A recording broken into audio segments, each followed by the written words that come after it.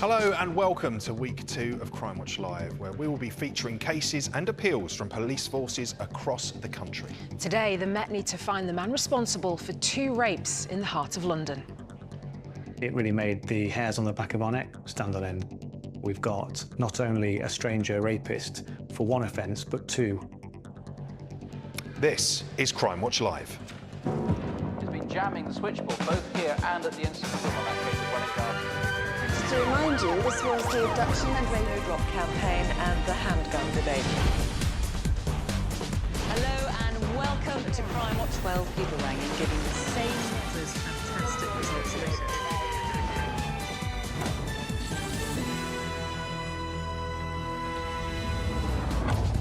Hello and thanks for joining us this Monday morning. We've got a busy programme today. The mum of Jack O'Sullivan is looking for information about her son, who went missing in March this year. Avon and Somerset Police will be bringing us the details on this appeal.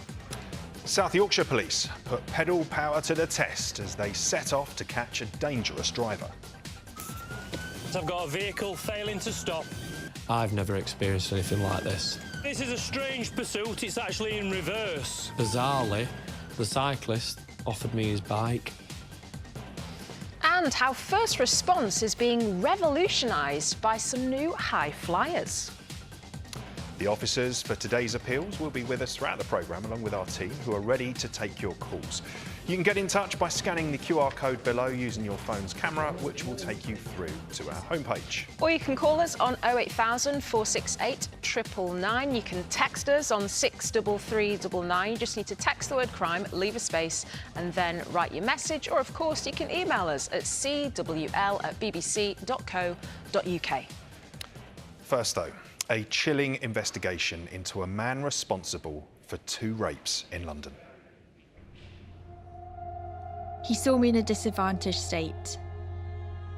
I felt violated. It really made the hairs on the back of our neck stand on end. Somebody is literally preying on people. We've got not only a stranger rapist for 1 offence, but 2.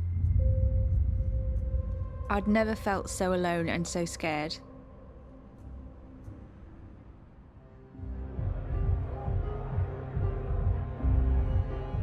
On Friday the 4th of May 2018, a 19-year-old woman was enjoying a night out with some friends. The victim and her friends went to Heaven nightclub on Villiers Street, which is right next to Charing Cross train station in the very centre of London. Around 2:30 in the morning, she was feeling unwell and decided to go outside for some fresh air and to start to think about how she was going to get home. She used her mobile phone to request a taxi, and whilst she was waiting for that taxi, she was approached by a man. He initially began to touch her by putting his arms around her waist and asking for a hug, and then also offered to help her find her taxi and said that he knew a pickup point where the taxi would collect her from. The 2 of them walked a short distance from Villiers Street across the Strand. The victim did become concerned that they were perhaps heading in the wrong direction, and she did challenge the suspect on that, and he reassured her and overruled her to say that he knew the direction they were going and that it was safe and correct, and ultimately ended up in an alleyway called Exchange Court. The woman was then raped.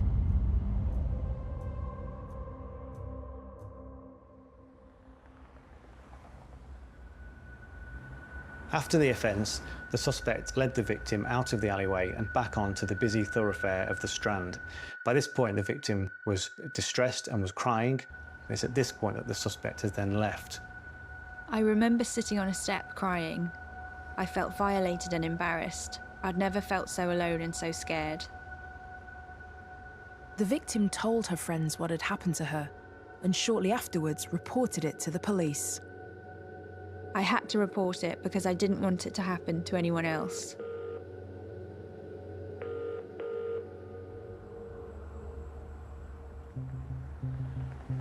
Detective Chief Inspector Chris Heathcote and his team began an investigation. We were able to conduct a CCTV trawl and were able to pick up footage of the victim CCTV footage showed the victim walking around Charing Cross, joined by a man who police are treating as a suspect. It seems that the suspect has deliberately taken our victim on a convoluted route, but unfortunately, we weren't able to find footage of a high enough quality that we thought we could circulate the face of the suspect. Forensic samples taken were submitted to the laboratory, but unfortunately, they weren't already on our national DNA database to give us a name of that suspect. With no forensics, DNA or CCTV leads, the investigation hit a dead end. Then 4 years later, another case was reported.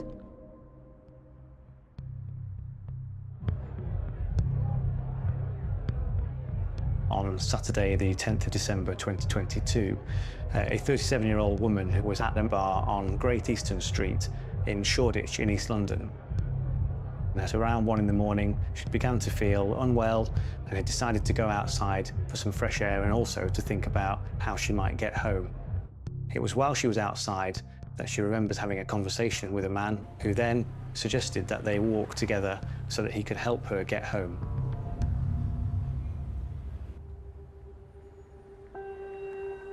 The man led her to the Curtain Road area. She was led down an alleyway where she was raped.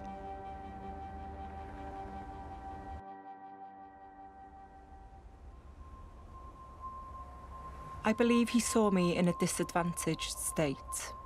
It's pretty disturbing. You know, I'm somebody's daughter. He violated my space and my trust. The victim reported the attack to the police. They're both a lone male approaching a lone female at the end of a night out and trying to persuade those victims to leave a place where they knew where they were and where they had friends and go elsewhere with him out of public view. The descriptions given by both victims were also similar in terms of the age range, the height, the build, the facial hair and hair colour as well. This time, CCTV trawls gave police a clearer image of the suspect. And what that shows is this male suspect has led the victim away from the bar, but not taking her in any particular route. It's in a number of different directions around the Shoreditch area.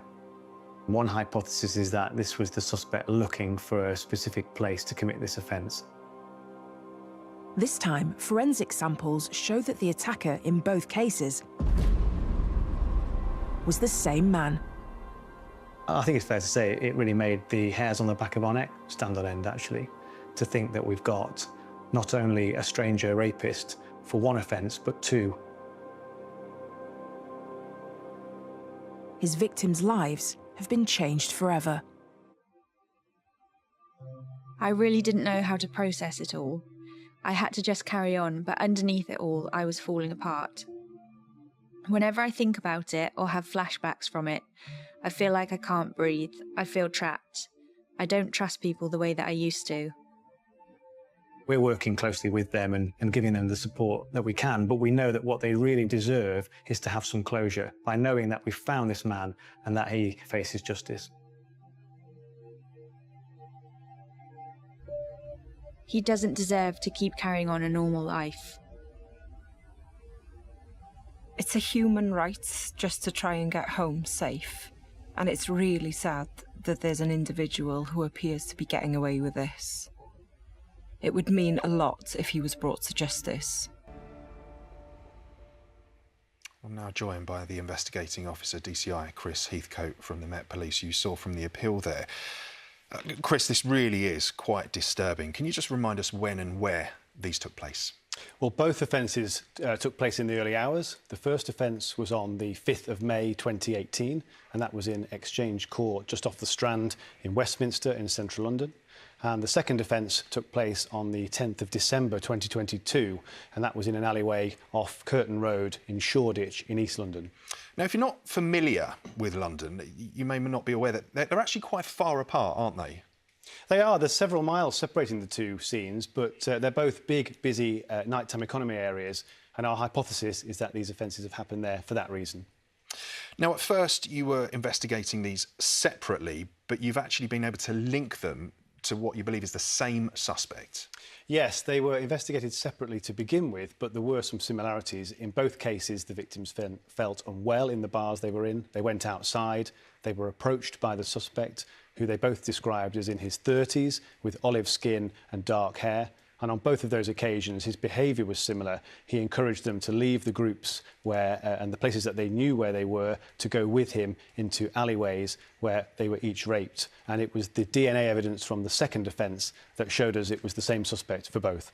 That's absolutely horrendous. Well, you've mentioned the suspect, you've described him. Let's have a look now at some CCTV that you've provided us. Here we go. Can you just explain what's happening here? This is the man you need to trace. Yes, this is CCTV from the second offence in Shoreditch. It shows the suspect leading the victim away from the busy thoroughfares into the more quiet side streets. And our hypothesis is here that he's potentially looking for a place to commit this offence. And I would say his behaviour is quite smothering of the victim. Yeah, it certainly appears that way. He's physically putting his hands on there. So this is the image of the man you desperately need to trace.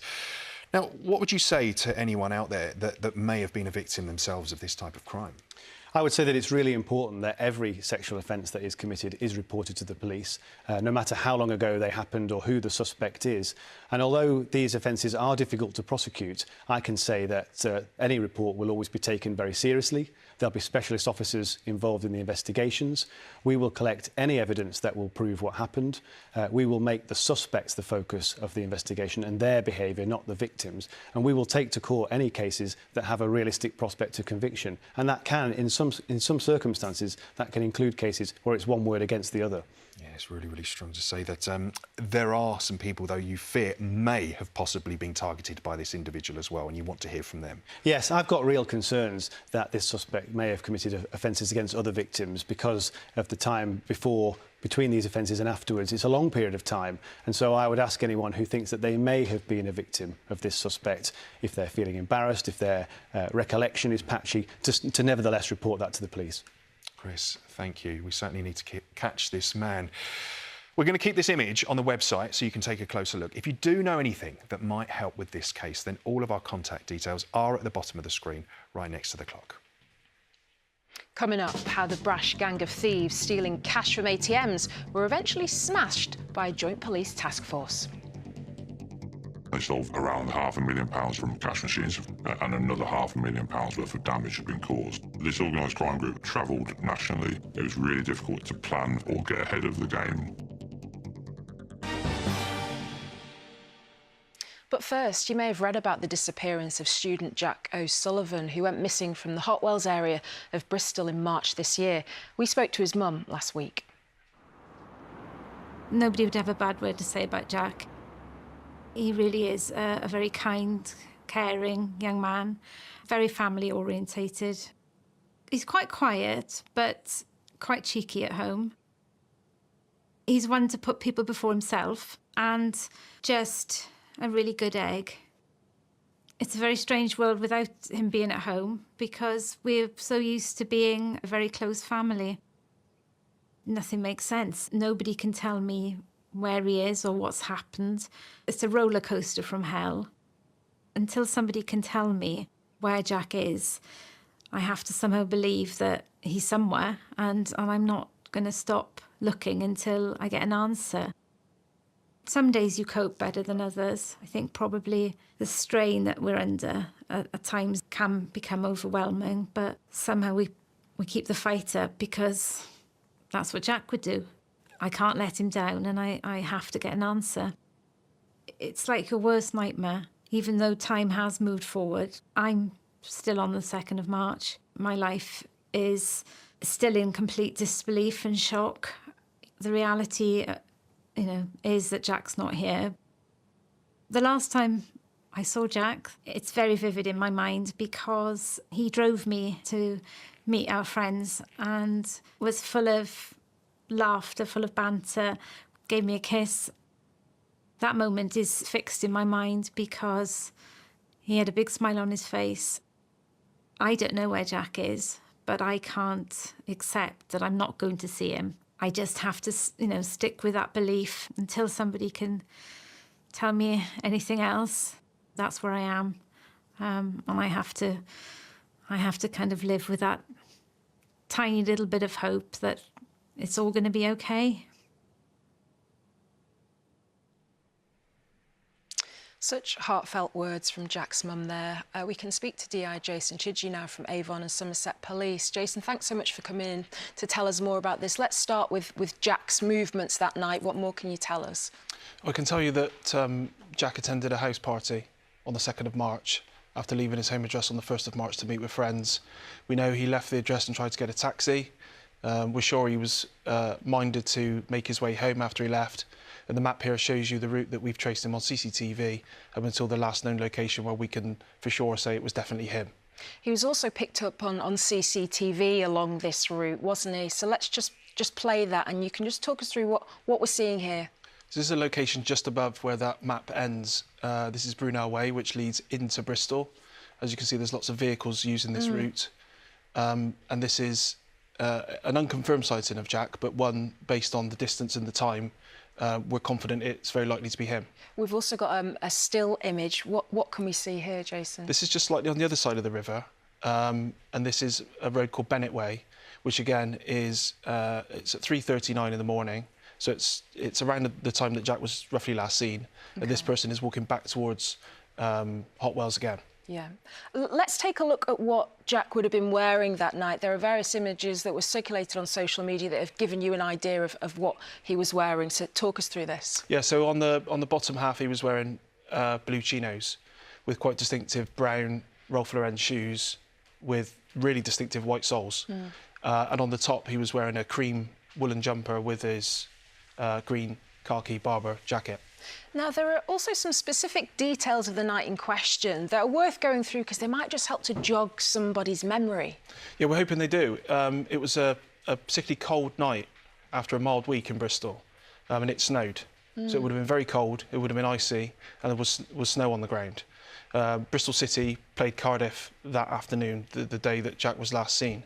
So we're hoping that those two events might trigger something for somebody to come forward and provide us with some additional information. And Jason, this is an ongoing investigation, isn't it? We heard from Jack's mum just before. The family are desperate for answers. They are, and they've showed tremendous resilience in the 7 months since Jack went missing.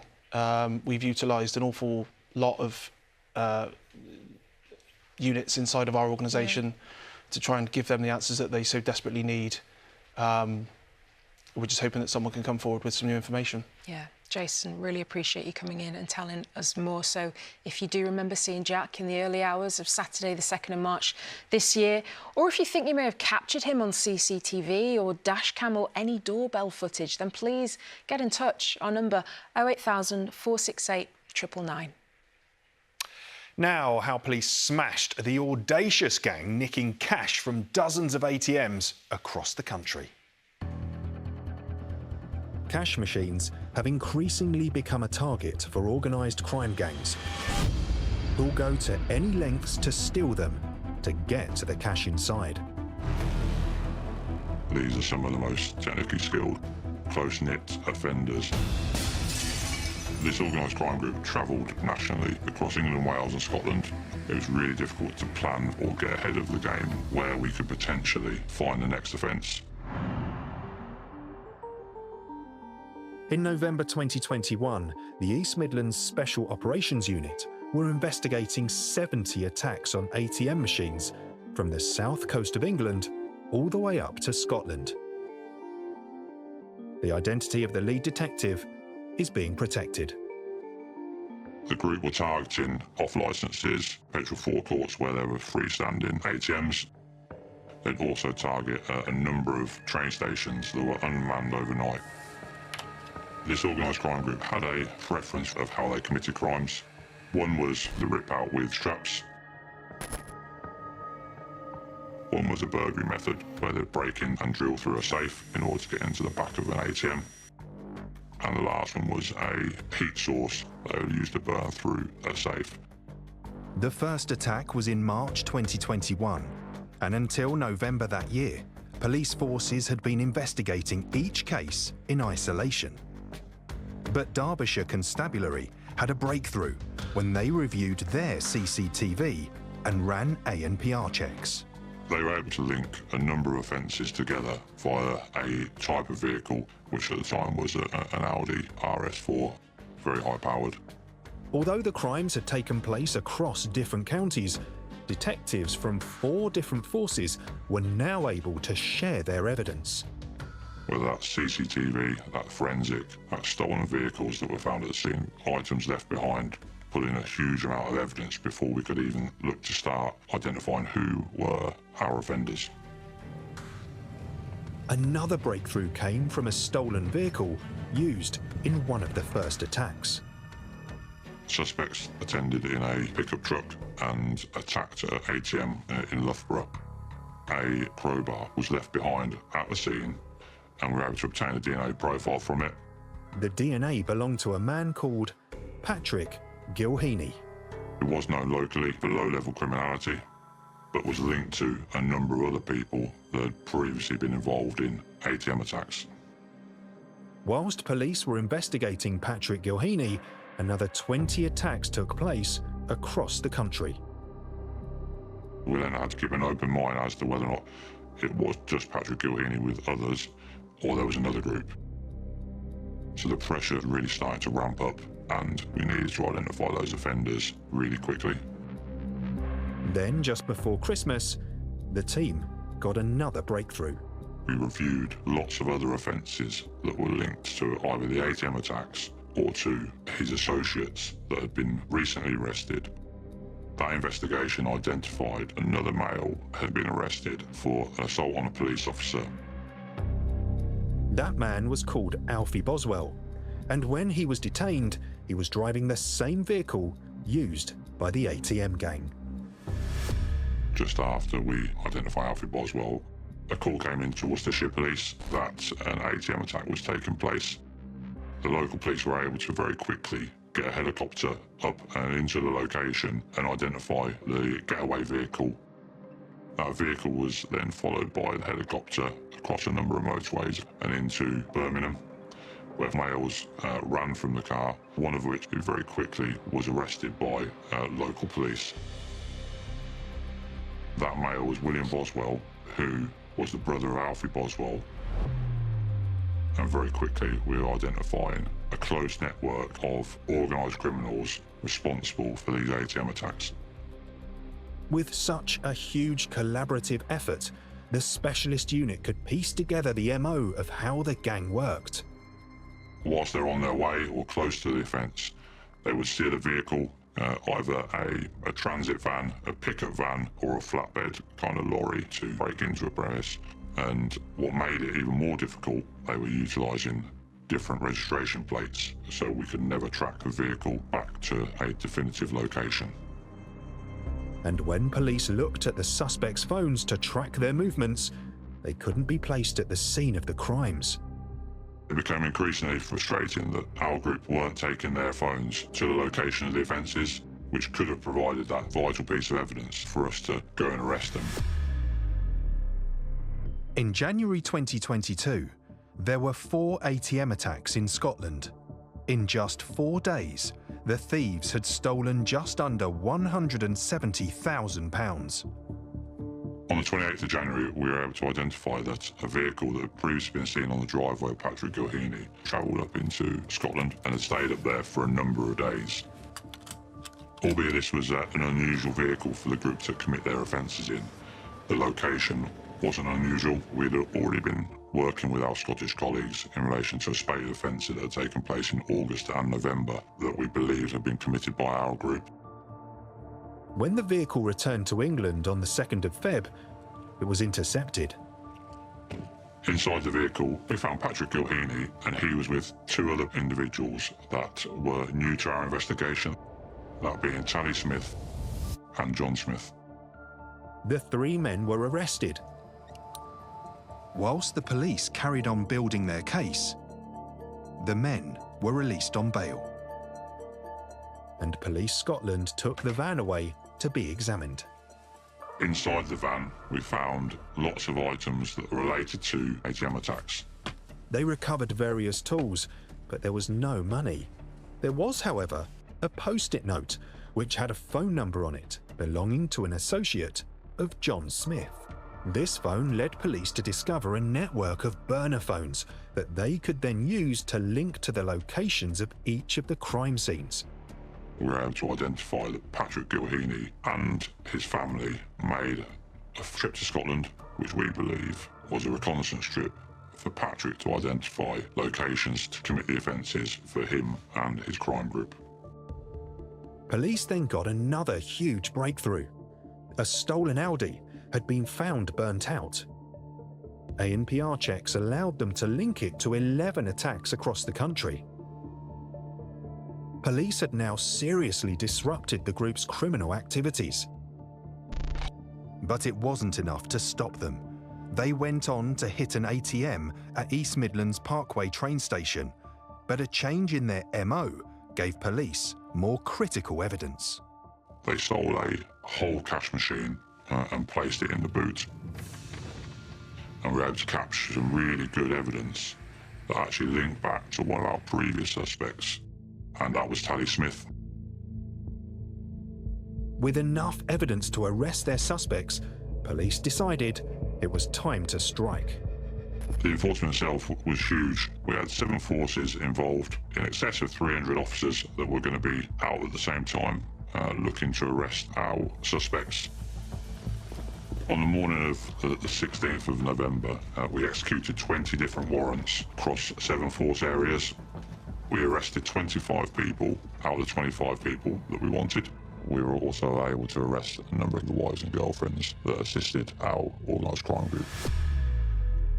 Patrick Gilheeney, Tali and John Smith, Alfie and William Boswell, and Gordon McPhee pleaded guilty to a range of offences and in May 2024 were sentenced to a combined 32 years behind bars. Their partners were each handed 12-month suspended sentences for assisting an offender. They stole around £500,000 from cash machines, and another £500,000 worth of damage had been caused. So it's not just the ATM attacks and the ability to withdraw cash from the cash machines that affects the community. They stole vehicles that are used in people's livelihoods. Without the close working relationship that my team and the Police Scotland investigation team had, we would never have got to the bottom of this investigation. We would prove that we were a bigger gang than they were. Really top work by the team there. Now, we often report on new tech being used by forces to help catch criminals, and it's also being used by emergency services to aid them when they respond to calls. I'm joined now by drone first responder leader Chris Stagg. Really good to meet you, Chris. This is some really exciting new technology, isn't it? Because it means that the drone's going to be the first responder during an emergency. Tell us more. What have you got here? Yes, good morning, Michelle. So, currently what we've got here, we've got a standard drone, which you can buy off the shelf. As it moves forward, we may actually get a more purpose-built drone. However, for the trials, we've got this system. We've got this deployment system, so it's called an automated deployment system. So it's in the name, it's automated. And what this allows us to do is it allows us to put this box on a roof of a building, around a city, potentially a couple of different locations, and the drone will just sit within the box, dormant. Right. When we have an incident, we're able to, via the internet, launch the drone autonomously from the box. And we can see that You here. can see it going there. So we'll be able to respond to incidents across the city, wherever this has got coverage. And we can fly this out to about 1 kilometre. And I'm imagining there are so many benefits to this. It's so much quicker, isn't it? So when a 999 call comes in, how does this work in practice? Yeah, so currently, if we're deploying a drone to an incident at the moment, it'll be in the back of a police car. So that officer has to drive to the scene, get the equipment out, set it up, and then launch the drone and fly it over the incident. With this system, it's already set up, it's already ready to go. So within a couple of minutes, we can activate the box, launch the drone, and fly the drone via the internet from potentially anywhere in the world. That's quite incredible, isn't it? Real good advancement in technology. You've got some footage as well of it in practice over Southampton, is that right? So we've trialled it over the Isle of Wight and Portsmouth. Yeah. This is a mock-up of Southampton. Later in the year, we're going to be deploying 2 systems into Southampton, one at the police station and another one on a building elsewhere in the city, with the idea of giving us a city coverage area for the actual trials as we progress. And all this information that you get, it's captured and it's sent back to base, isn't it? Yes, so we can record the images, it's sent back to the police control room. For the trials, we're using the police vehicle, which we've adapted.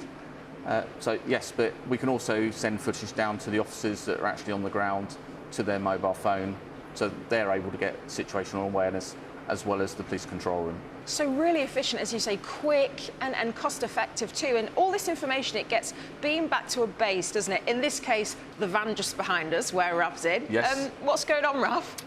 Well, I'm with Superintendent Taryn Evans from the National Police Chiefs Council now. And this looks incredible, Taryn. What are we looking at? We're sitting here in a mocked-up mobile control room, essentially, that's showing some of the kit we would use to manage drone flights. So this display in particular is a dashboard that will show us the telemetry of the drone, everything we need to know about whether the flight is safe and on target, and also a downlink camera there that will show us what the drone is seeing. It's a lot of information. So what are the benefits from a police point of view of using something like this? We've been using aerial support to policing operations for decades now with conventional helicopters. The difference here is that drones are quicker, cheaper, greener.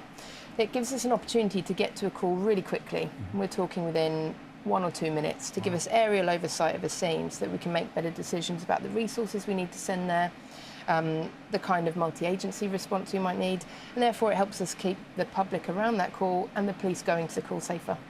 Now, there might be some people that are perhaps slightly nervous about having the eye in the sky. What would you say about that? That's an understandable concern. I remember when CCTV was being rolled out and people had the same worries. But what I would say is that the clue here is that we call it drone as first responder. So we're only sending out the drone in response to a call made by a member of the public that wants us at that scene. So that's what we'll be using the drone for, no other overflight or surveillance. So how's the trials going so far? They're going really well, yeah. We've got 3 principal trial sites, Norwich, Southampton and Coventry. We're flying in all of them now, and 2 are into phase 2, where we're really trying to see the impact the drone has to live policing calls in those areas. Really, really encouraging. Sounds great. Well, it's amazing to see some of these new high flyers joining the force, but as our next film shows, there is sometimes no replacement for good old-fashioned policing on a bike. I work for South Yorkshire Police, and I've always wanted to be a police officer ever since being a young child. And it's a job that I absolutely love. You come to work and you have no idea what you are going to be dealing with.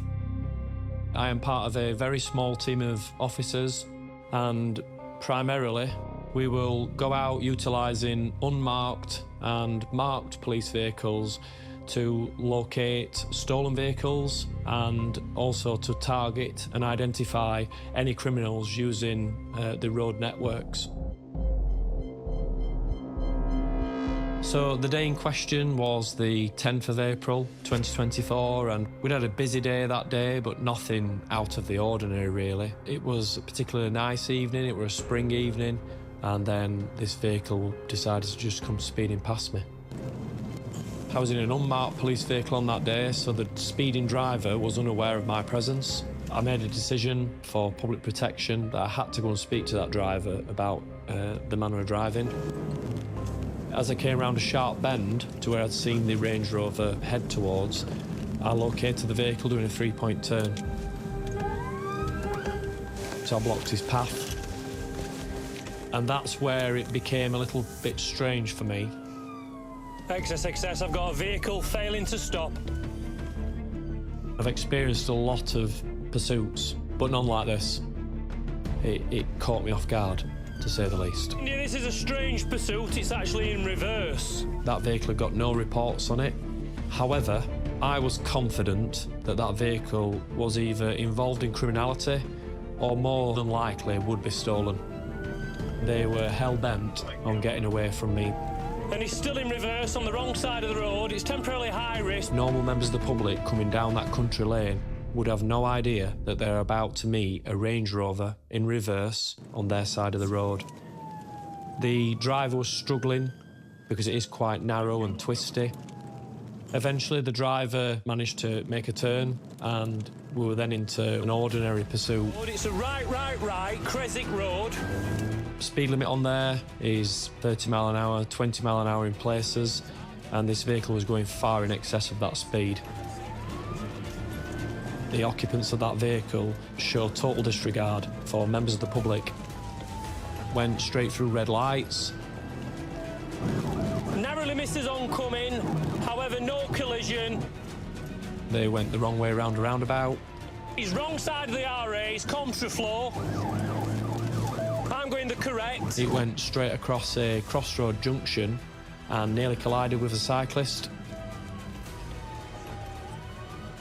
And I then caught sight of the occupants jumping out of that vehicle and allowing the vehicle to just go under its own steam and crash. Crash, out and running. And I've got to make a quick, snap decision. Which one of these people am I going to go after? So we will always try and go for the driver, which is what ultimately I did on this day. Stay where you are! Stay where you are now!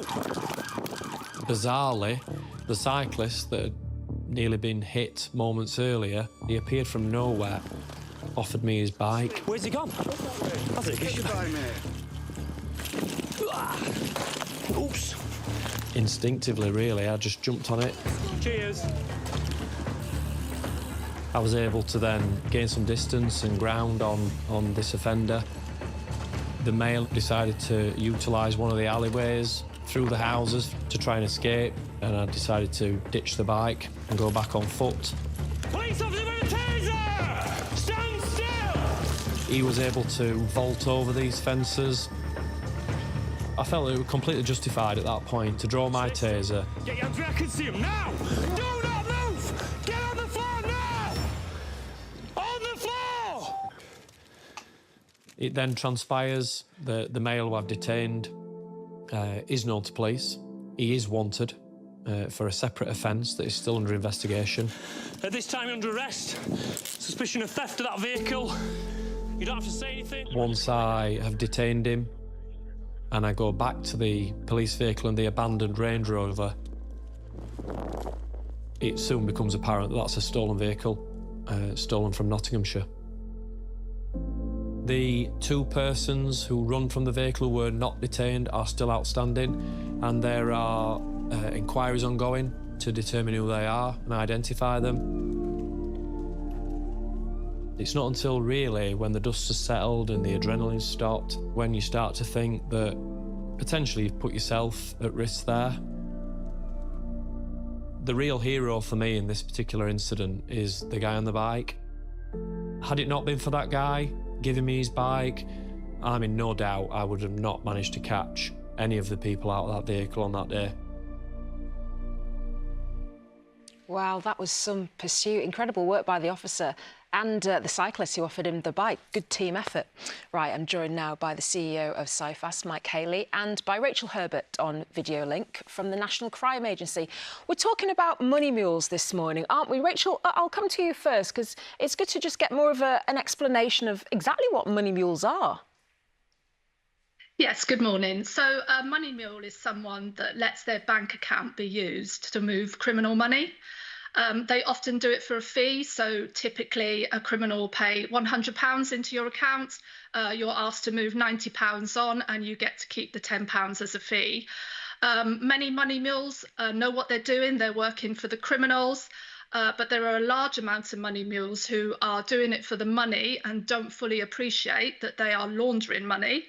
And there are, unfortunately, some money mules who've been tricked into doing this. So they may think they're doing it as a job, moving money for a local charity. They may think they're investing in something, or unfortunately, they have been tricked by fraudsters. A common example is they are in a romance fraud and they are moving money regularly to someone that unfortunately does not exist. So, Rachel, how do money mules get recruited in the first place, and how are they actually found? So it's often through social media, friendship groups in particular. So fairly typical. So a criminal will put a message. That's a really good example you've got on your screen now. They put a message on social media advertising this is an easy way to make money. They'll ask you to DM them with personal details, and before you know it, you're laundering money. Gosh, it's quite stark, especially when you see the messages there, how easy it can happen. And Mike, you're from the fraud sharing database. I know it's important for you to highlight the risks that are involved for people that might get involved inadvertently in this sort of crime. Certainly, there are serious repercussions. As Rachel said, it's illegal and it's money laundering, and that attracts a 14-year prison sentence. But what is absolutely certain is that your details will be placed on the CIFAS National Fraud Database and shared across all the banks. And your bank account will be closed. And if you have money in there, which the organised crime gangs are trying to send someone else, they might come to you to get that money, which could be quite scary. This is the thing as well, isn't it? Because a lot of people wouldn't be aware of that. They don't know the repercussions of being involved in this kind of thing. No, they don't. And they might have had someone they don't know, someone who might be a friend, who says, can you send this money through? But if you don't know who that money's going to, then you have to have a healthy dose of scepticism, because it's probably it could be money from drugs, it could be money from fraud. So you have to be really, really sure. If you're not sure, go to our campaign website. It's Don't Be Fraud. It's moneymules.org.uk. And that will tell you about the types of activities to see whether you have been a money mule. Yeah, as you say, just having a degree of scepticism, just being aware if you're getting messages or engaging in dialogue that doesn't feel quite right, to question it. Yes, certainly. And say if you're a parent or you see someone who's getting some money and you don't know where it's coming from and they might be spending that, talk to them about it, because they might be being brought into something which seems like easy money but is actually criminal activity. Yeah, really good advice. Mike, Rachel, thank you so much for joining us this morning. And for more information, you can check both CIFAS and the NCA's websites. Yeah, some great advice there. Now, here are today's Wanted Faces.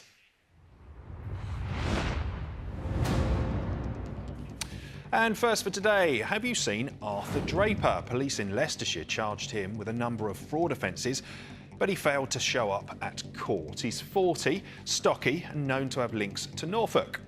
Or perhaps you've seen this man. This is Marcel Ramoj. Humberside police want to speak with him in connection to drugs offences. Originally from Albania, he is 32 with light brown hair and light eyes. And last for today, we've got this man. This is Elijah Roden. Hertfordshire police have charged him with possession to supply cocaine and heroin. He's 31 years of age, stocky, and as you can see here, often has a full beard. He's known to have links to St Albans in Hertfordshire and to Enfield in North London. So, if you recognise any of these men or spot them out and about, please do give us a call. The number is 08000 468 999. That's it for today's programme. If you'd like any advice or support following any of the films from the series so far, you can head to BBC Action Line. Tomorrow, we discover how the determination of a team of detectives ensured a conviction for a predatory paedophile caught 30 years after his crimes. He has abused this person by ploughing them with a concoction of drugs and alcohol, causing them to pass out. This is John's MO. This is what he does. Remember, you can catch us on iPlayer for up to 30 days now after broadcast, but join us tomorrow live 9:30 a.m. Bye for now. See you.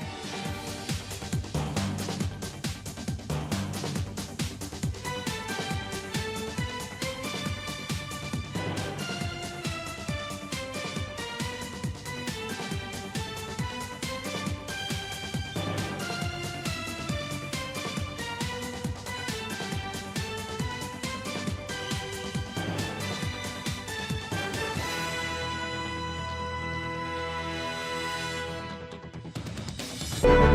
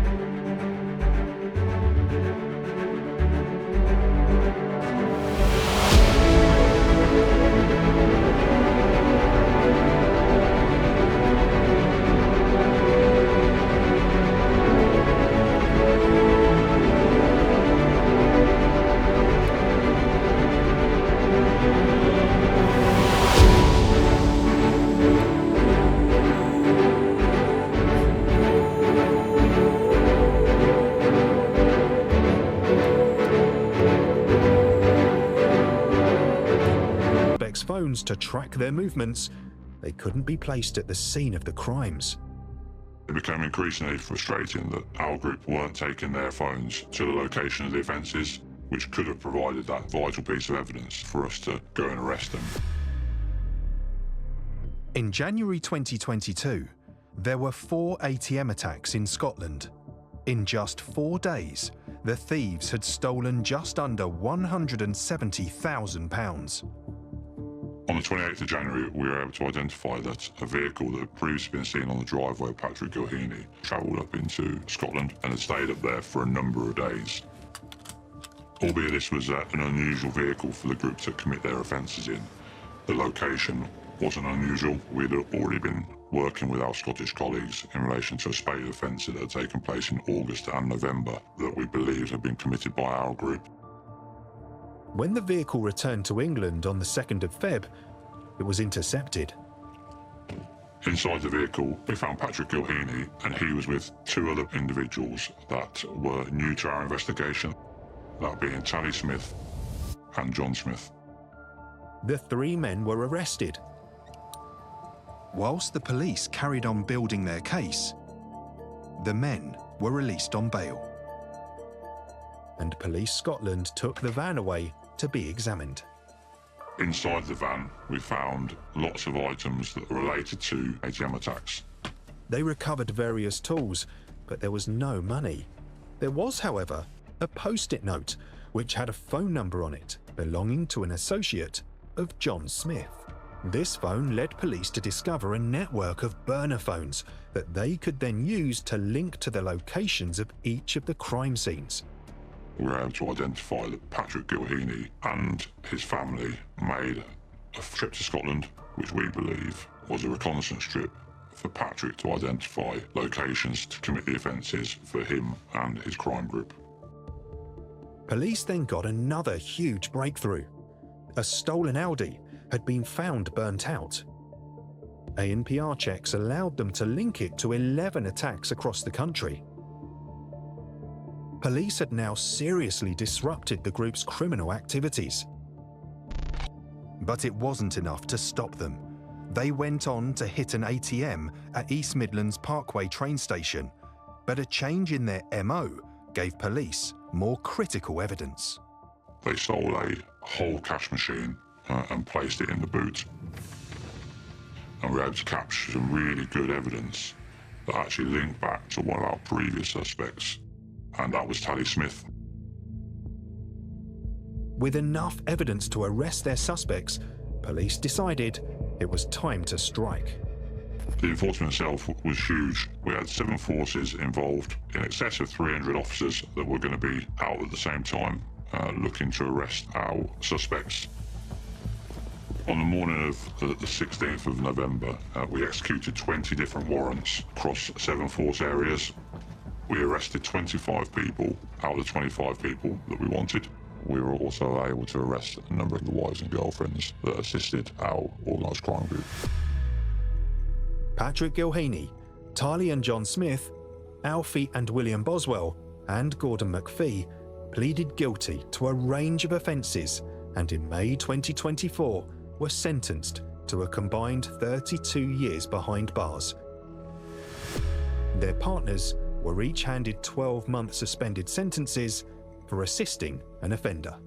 They stole around £500,000 from cash machines and another £500,000 worth of damage had been caused. So it's not just the ATM attacks and the ability to withdraw cash from the cash machines that affects the community. They stole vehicles that are used in people's livelihoods. Without the close working relationship that my team and the Police Scotland investigation team had, we would never have got to the bottom of this investigation.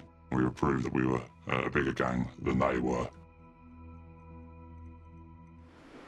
Really top work by the team there. Now, we often report on new tech being used by forces to help catch criminals, and it's also being used by emergency services to aid them when they respond to calls. I'm joined now by drone first responder leader Chris Stagg. Really good to meet you, Chris. This is some really exciting new technology, isn't it? Because it means that the drone's going to be the first responder during an emergency. Tell us more. What have you got here? Yes, good morning, Michelle.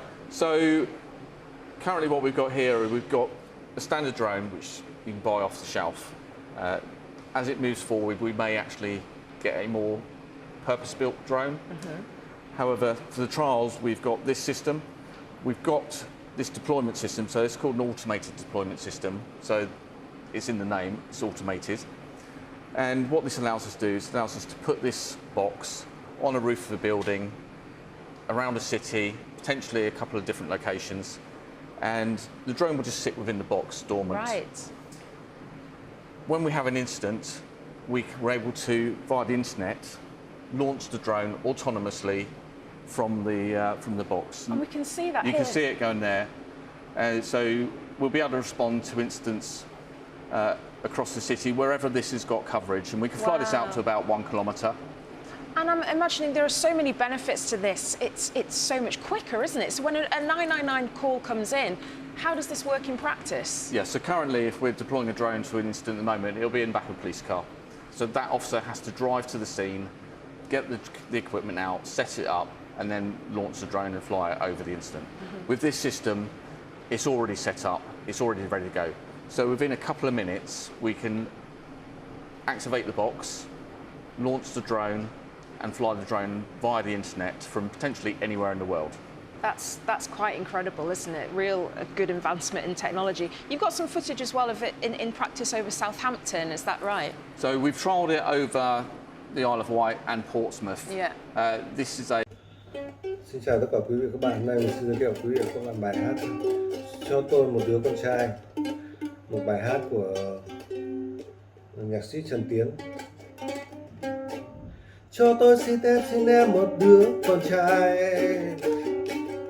Cho tôi xin em một thằng đàn ông.